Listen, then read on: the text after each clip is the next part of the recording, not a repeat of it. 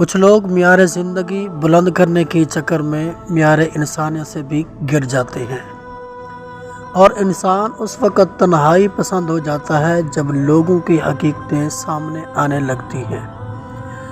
تم بس اپنی دعاؤں پر یقین رکھو، راستے نکالنا اللہ کا کام ہے، تمہارا نہیں۔ ہم سے زیادہ تو درویش پرندے ہیں، تھوڑا رزق اٹھایا، زیادہ چھوڑ دیا۔ رشتے اور تعلق نبھانا ایک فن ہے جس کے لیے انسان کے پاس دولت کا ہونا نہیں بلکہ احساس کا ہونا لازم ہے۔ ماں کی کمی ہر عمر میں رلا دیتی ہے۔ یا اللہ میری ماں کو جنت کا اعلیٰ ترین مقام عطا فرما، آمین یا رب العالمین۔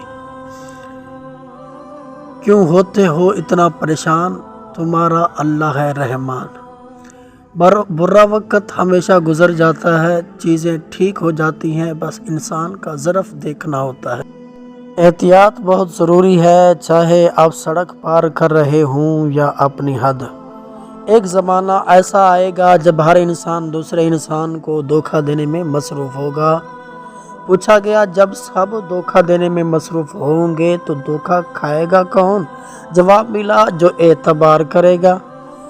تعلق بھی کتنے عجیب ہوتے ہیں، نہ کبھی بے سبب توڑے جاتے ہیں اور کبھی چھوڑنے کی بڑی وجہ ہو کر بھی نبھائے جاتے ہیں۔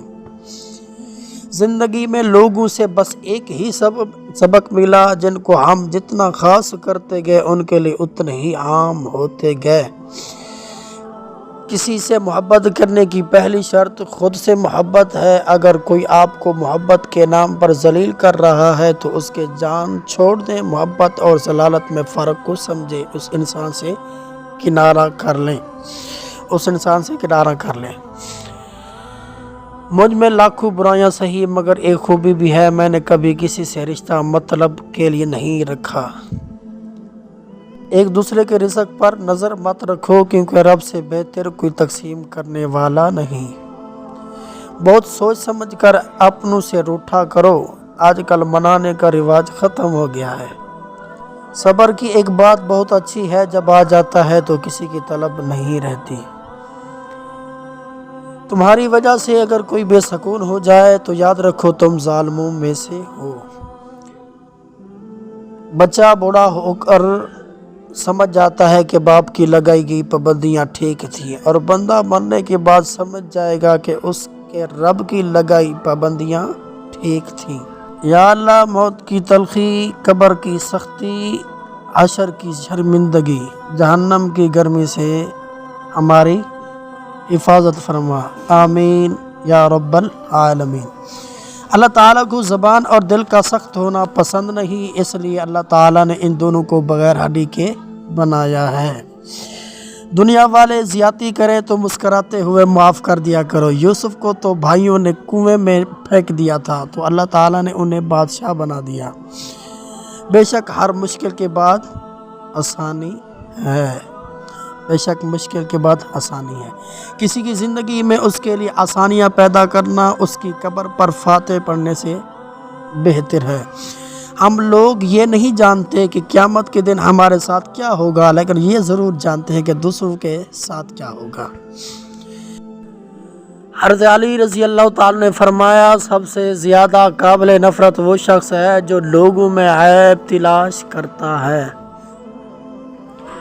ایک گہری نصیحت کریں جو آپ نے زندگی سے سیکھی ہو، جس میں تلخ حقیقت ہو۔ بے سکونی کی ایک وجہ یہ بھی ہے کہ انسان اپنی پریشانیوں کا ذکر ان لوگوں سے کرتا ہے جو عقل سے خالی ہوتے ہیں۔ بدترین احترام وہ ہے جو خوف کی وجہ سے کیا جائے۔ جھوٹے انسان کی اونچی آواز سچے انسان کو خاموش کر دیتی ہے، لیکن سچے انسان کی خاموشی جھوٹے انسان کی بنیاد ہلا دیتی ہے۔ دنیا میں آنے کی خبر 9 مہینے پہلے مل جاتی ہے اور دنیا سے جانے کی خبر 9 سیکنڈ پہلے نہیں ملتی، لہذا احتیاط کریں، دوسروں کا حق کھانا چھوڑ دیں، دوسروں کے پیچھے باتیں کرنا چھوڑ دیں۔ لوگوں کے دلوں میں اپنا مقام اس طرح بنا لو، مر جاؤ تو تمہارے لیے دعا کریں اور زندہ رہو تو ملنے کی آرزو کریں۔ جس شخص کا بیوی بچوں کے ساتھ اچھا برتاؤ ہوگا اس کے رزق میں اضافہ ہوگا۔ خوش اخلاقی سے روزی میں اضافہ ہوتا ہے۔ حضرت علی نے فرمایا محنت کا پھل، مصیبت کا حل اور آنے والا کل سب اللہ کے ہاتھ میں ہے۔